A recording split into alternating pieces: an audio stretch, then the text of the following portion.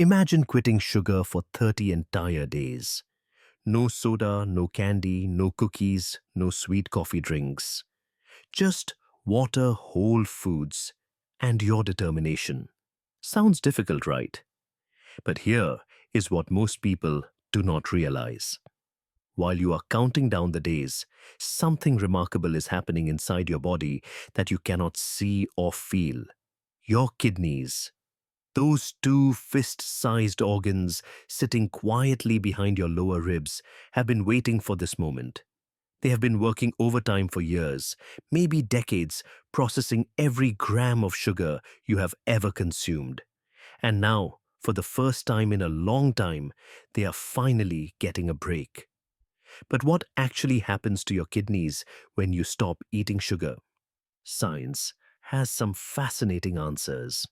And by the end of this video, you will understand exactly why those first 72 hours are the hardest, what changes occur week by week inside your body, and why your kidneys might be silently struggling right now without sending you a single warning sign. Before we dive in, this is educational content, not medical advice. If you have diabetes, kidney disease, or any health condition, please talk to your doctor before making dietary changes. But for most people, what you are about to learn could change how you think about that next can of soda. Now, before we go any further, we need to clear up something important. When we talk about quitting sugar, what exactly do we mean? Because this is where a lot of people get confused. There are three things people often mix up: sugar, carbohydrates, and glucose. They are related, but they are not the same thing. Added sugars are what we are targeting here. This is the sugar added to foods during processing or preparation. The sugar in your soda, the syrup in your coffee, the sweeteners in packaged snacks, the hidden sugar in ketchup and salad dressings. This is the sugar your body does not need and your kidneys struggle to process in large amounts. Natural sugars are different. These are found in whole fruits and milk. They come packaged with fiber, vitamins, and minerals that slow down absorption and provide nutritional value. Carbohydrates are even broader. Rice, bread, potatoes, vegetables, these all contain carbohydrates. Your body breaks them down into glucose for energy. But complex carbohydrates from whole foods behave very differently in your body than simple sugars from a candy bar. When we talk about quitting sugar for 30 days, we are talking about eliminating added sugars, not all carbohydrates, and not necessarily all fruit. Keep this distinction in mind as we go through what happens to your kidneys. One more quick note on sugar types. Table sugar, the white stuff in your sugar bowl, is called sucrose. It is 50% glucose and 50% fructose. High fructose corn syrup found in most sodas and processed foods is similar. The fructose part is particularly hard on your kidneys, and we will talk about why later. Now let us understand what your kidneys actually do, because most people vastly underestimate these organs. Your kidneys are two bean-shaped organs, each about the size of your fist, located on either side of your spine, just below your rib cage. Every single day, they filter approximately 180 liters of blood. That is about 45 gallons, enough to fill a bathtub twice over. They do this continuously, 24 hours a day, 7 days a week, for your entire life. Inside each kidney are approximately 1 million tiny filtering units called nephrons. Think of each nephron as a microscopic water treatment plant. Blood flows in, waste products get filtered out.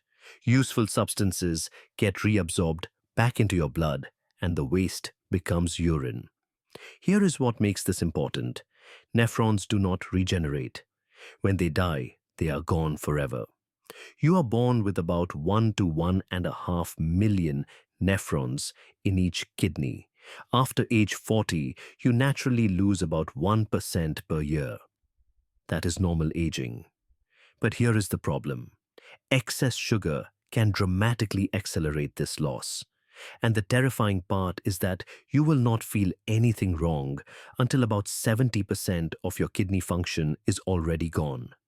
Kidneys do not have pain receptors like your stomach or your head. They suffer in complete silence until the damage becomes severe. When your blood sugar is consistently high, your kidneys are forced to filter more than they should. This state is called hyperfiltration. Imagine running your car engine at maximum speed all day, every day. It works for a while, but eventually parts start wearing out faster than they should. High sugar also causes something called advanced glycation end products, or AGEs. When sugar molecules float around in your blood, they stick to proteins. These sugar-protein combinations accumulate in your kidney tissues, causing stiffness, inflammation, and scarring over time. Sugar affects your blood pressure too. When you eat sugar, insulin levels rise. High insulin tells your kidneys to hold on to sodium and water. More fluid means higher blood pressure, which puts even more strain on those delicate filtering units. And then there are kidney stones. Fructose, in particular, increases uric acid, calcium, and oxalate in your urine. All of these promote crystal formation that can grow into painful kidney stones. This is what your kidneys have been dealing with. Now let us see what happens when you finally give them a break. The first 24 hours are subtle but significant. Within hours of your last sugary meal or drink, your insulin levels begin to drop. Insulin is the hormone that helps your cells absorb glucose from your blood. When you stop flooding your system with sugar, your body does not need to produce as much insulin. Here is why this matters for your kidneys. High insulin signals your kidneys to retain sodium and water. As insulin drops, your kidneys get permission to release that excess fluid. You might notice you are urinating a bit more frequently on day one. This is not a problem. This is your kidneys finally being allowed to do what they wanted to do all along. Inside your kidneys, the amount of glucose that needs to be filtered drops significantly. The workload decreases almost immediately. Your nephrons are still working, but they are no longer being pushed to their maximum capacity. You might feel fine during this first day, maybe a slight craving for something sweet. Your brain is starting to notice the change, but it has not started complaining loudly yet. Hours 24 to 72 are the hardest part, and I want to be completely honest with you about this. Your brain has been trained to expect easy glucose. Sugar triggers dopamine, release the same reward chemical involved in other addictions. When you suddenly remove sugar, your brain protests loudly. Common symptoms during these 3 days include headaches, fatigue, irritability, difficulty concentrating, and intense cravings for sweets. Some people describe it as similar to caffeine withdrawal, but more intense. You might feel foggy, moody, and tired. This is the point where many people give up. They think something is wrong. But what is actually happening is your body adjusting to burning fuel differently. Now, here is a critical safety note. If you have diabetes, use insulin, or have a history of low blood sugar episodes, do not attempt this without medical supervision. Symptoms like shaking hands, cold sweats, severe dizziness, or confusion are warning signs that require immediate attention. If you experience these, eat something and contact your doctor. But for people without these conditions, the discomfort of sugar withdrawal, while unpleasant, is temporary and not dangerous. And here is the interesting part. While your brain is throwing a tantrum, your kidneys are quietly celebrating. The pressure on your filtration system drops almost immediately when sugar intake stops. Your nephrons are experiencing relief that you cannot feel because kidneys have no pain receptors. They have been struggling in silence, and now they are finally getting rest. The difference between what your brain experiences and what your kidneys experience during these first 72 hours is remarkable. One organ is protesting, the other is healing. Both are responding to the same change. By days 3 through 7, you are turning a corner. The worst of the withdrawal symptoms typically fade by day 4 or 5. Your energy levels start stabilizing. The intense cravings become more manageable. Your brain is adapting to a new normal. Inside your kidneys, something called hyperfiltration is beginning to normalize. Remember, this is the state where your kidneys are filtering blood at maximum speed because of excess glucose. When blood sugar drops and stabilizes, this overdrive mode starts to slow down. Your nephrons are no longer being forced to work at maximum capacity. The pressure inside the tiny blood vessels of your kidneys decreases. It is like finally being able to turn down a machine that has been running at full power for years. During this first week, your body also slows down production of those AGEs we talked about earlier. When sugar meets protein in your blood, they stick together and form these harmful molecules. With less sugar circulating, fewer new AGEs are being created. The existing ones are still there, but at least you are not adding to the pile. By the end of week 1, most people report feeling more stable. The roller coaster of energy spikes and crashes that comes with sugar consumption starts to level out, and your kidneys have had 7 full days of reduced stress. Week 2 brings measurable changes. This is when the insulin and sodium connection really becomes noticeable. With consistently lower insulin levels, your kidneys have been releasing retained sodium and water for over a week now. Research shows that reducing sugar-sweetened beverages can lower systolic blood pressure by about 1.8 millimeters of mercury per serving eliminated per day. That might sound small, but over time, and across your entire cardiovascular system, it adds up significantly. Many people notice reduced puffiness during week 2. Swollen ankles, puffy fingers, that bloated feeling in your face. These can all decrease as your kidneys release the excess fluid they were being forced to hold. Your kidneys have less work to do now. Less glucose to filter, less excess fluid to manage, less pressure on the delicate blood vessels inside them. They are not healed, but they are no longer being actively damaged at the same rate. Weeks 2 and 3 bring another important change. The filtration barrier in your kidneys starts functioning better. One of the earliest signs of kidney damage is protein leaking into your urine. Healthy kidneys keep protein in your blood where it belongs. They filter out waste while keeping useful substances. But when the filtration barrier gets damaged, protein slips through. Studies show that when blood sugar is well controlled, protein leakage often decreases. This means the barrier is working more effectively. Your nephrons are doing their job better. Now, I want to be very clear about something here, because this is where some confusion happens. Nephrons that have already died cannot come back. That damage is permanent. But nephrons that are still alive can recover function when they are no longer being stressed. The difference between regeneration and functional recovery is important. Think of it this way. If you have been overworking your employees for years, and some have quit permanently, you cannot bring them back. But the employees who stayed can perform better when you finally give them reasonable working conditions. That is what is happening in your kidneys.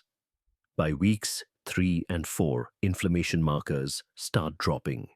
Chronic sugar consumption creates chronic inflammation throughout your body, including in your kidneys.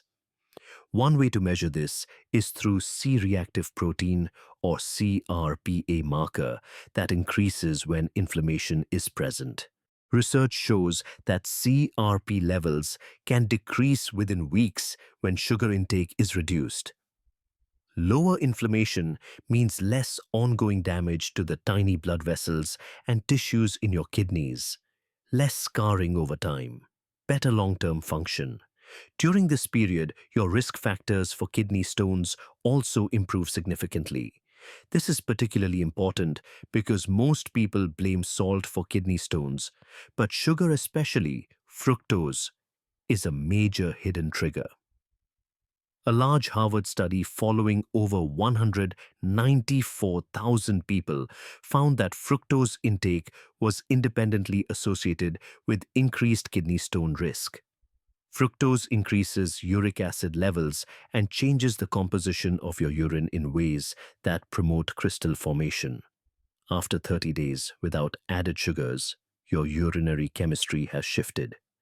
Less uric acid, different calcium levels changed. pH, the environment that promotes kidney stone formation, has become less favorable. Day 30 is not an endpoint. It is a proof of concept. After 30 days, here is what has changed in your kidneys. Hyperfiltration has decreased, meaning your nephrons are no longer working at maximum overdrive. New age formation has largely stopped. Blood pressure has likely decreased. Fluid retention has reduced. Protein leakage has potentially improved. Inflammation markers have dropped. Kidney stone risk factors have improved. Your kidneys have had a 30-day vacation from sugar overload, and they have used that time to stabilize and recover function where possible. But here is the honest truth. If you go back to your old habits, these improvements will reverse. The hyperfiltration will return. The AGEs will start accumulating again. The inflammation will ramp back up. 30 days proves that your kidneys can improve when given the chance. The question is what you do with that information. Now let me answer some questions that I know are on your mind. What about fruit? Should you avoid it completely? This is the most common question, and there is a lot of confusion here. Whole fruit contains sugar. Yes, primarily fructose, but it also contains fiber. That fiber makes a huge difference. When you eat a whole apple, the fiber slows down sugar absorption. It takes 15 to 20 minutes for your body to process the approximately 19 grams of sugar in that apple. Your kidneys can handle this gradual intake without stress. Fruit juice is a completely different story. When you juice fruit, you remove the fiber but keep all the sugar. A glass of orange juice contains the sugar from 3 or 4 oranges, but none of the fiber to slow absorption. It hits your bloodstream almost as fast as soda. For your kidneys, fruit juice is essentially equivalent to soda. The sugar concentration and absorption speed are similar. The bottom line: whole fruit, in moderate amounts 1 to 2 servings per day, is fine for most people. Fruit juice should be treated like any other sugary drink. What foods should you eat, and what should you avoid? Foods that support kidney health include leafy green vegetables like broccoli, spinach, and kale. Lean proteins such as fish, chicken breast, tofu, and eggs. Healthy fats from avocados, olive oil, and nuts. Whole fruits in moderation. Whole grains like brown rice, oatmeal, and quinoa. Foods to avoid include sodas and sweetened beverages of all kinds. Fruit juices, even those labeled 100% juice. Candy, chocolate, ice cream, and baked goods. Processed and packaged snacks. And watch out for hidden sugars. Ketchup, barbecue sauce, and salad dressings often contain significant added sugar. Flavored yogurt can have as much sugar as ice cream. Granola bars marketed as healthy are often loaded with sweeteners. Many breads, especially white bread, contain added sugar. Breakfast cereals, even those that seem healthy, are frequently high in sugar. Reading ingredient labels becomes important. If sugar high, fructose, corn syrup, or any of their many aliases appear in the first few ingredients, that product is best avoided. Who should not attempt this without medical supervision? People with type 1 or type 2 diabetes who use insulin or other blood sugar medications need to work with their doctor before making significant dietary changes. Blood sugar can drop dangerously low if medication is not adjusted appropriately. Anyone with a history of hypoglycemia or low blood sugar episodes should proceed with caution and medical guidance. People currently being treated for kidney disease, especially stages 3 through 5, should consult their nephrologist before dietary changes. Pregnant or breastfeeding women have different nutritional needs and should work with healthcare providers. Anyone with a history of eating disorders should approach dietary changes carefully and ideally with professional support. If you fall into any of these categories, this does not mean you cannot reduce sugar. It means you should do so under medical supervision. One more point for those who follow medical research closely. Some people ask about SGL, T2 inhibitors, a newer class of diabetes medication. These drugs actually increase glucose excretion through the kidneys, yet they protect kidney function. Does that not contradict what we have been saying? Actually, it supports it. The issue is not glucose in the urine directly damaging kidneys. The issue is high blood sugar causing hyperfiltration, inflammation, and vascular damage. SGLT2 inhibitors lower blood sugar and reduce the pressure on the filtration system. They prove the point. Controlling blood sugar protects kidneys. Your kidneys are perhaps the most underappreciated organs in your body. They work around the clock, filtering your blood over and over again, never complaining, never asking for rest. They do not send pain signals when they are struggling. They just keep working until they cannot anymore. By the time most people discover they have kidney problems, significant damage has already occurred. The symptoms, things like fatigue, swelling, changes in urination, these only appear when function is severely compromised. 30 days without added sugar is not a miracle cure. It is evidence. Evidence that your body has remarkable capacity to stabilize and recover when you remove what is harming it. Evidence that the choices you make every day, the drinks you choose, the snacks you reach for, the foods you prepare, these choices directly impact organs you cannot see or feel. Quitting sugar for 30 days is not deprivation. It is a gift you give to two organs that have been working tirelessly your entire life without ever asking for anything in return. Here is my question for you. If you could watch what is happening inside your kidneys right now, if you could see them working overtime to process your last sugary drink, would you still reach for another one? Or would today be the day you decide to give them the break they have been waiting for? I want to hear from you in the comments. Have you tried reducing or eliminating sugar? What happened to your energy levels, your bloating, your overall feeling? Share your experience below. And if you have not started yet, tell me day one. I will be here cheering you on. If you know someone who struggles with fatigue, high blood pressure, or that constant puffy feeling, share this video with them. It might change how they see their daily habits. Subscribe if you want to understand more about the science behind small changes that create big results. Hit the notification bell so you do not miss the next video. Thank you for watching. Take care of your kidneys. They are the only ones you have got.